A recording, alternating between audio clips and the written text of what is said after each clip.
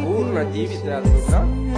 ඒ ජීවිත ආభాසයේ මම ලෝකේ දිනුවා කියලා අම්මට අද සතුට හිතෙන්නේ නැති කියලා මම හිතනවා.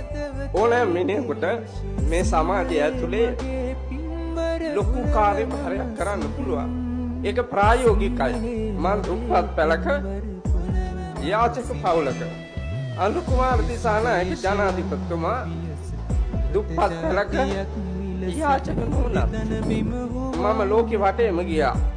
ජනාධිපතිතුමා මේ ශ්‍රී ලංකා ප්‍රජාතාන්ත්‍රික සමාජවාදී ජනාධිපතිතුමා උත්සාහය නම් මේ ලංකාව ලස්සන පින්වන්ත මතු මානව පරම්පරාවකට දුකක් නොවන සමාජයක් නිර්මාණය කරලා තියෙන එක.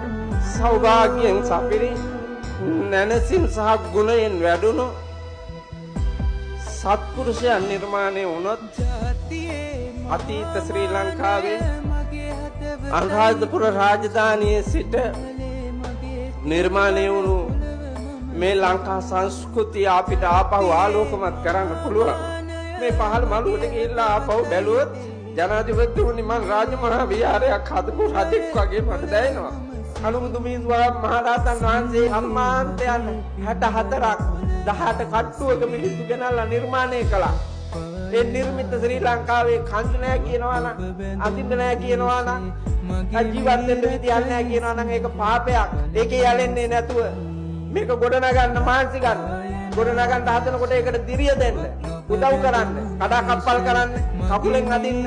විනාශ කරන්න හදන්නේ නැතුව. මෙව් වැටෙන්න වලක් නැතුව අන්තිම වලට වැටුණාට පස්සේ හරි ඔබතුමාගේ වටිනාකම දැකලා ඔබතුමා රජකම දීලා තියෙනවා.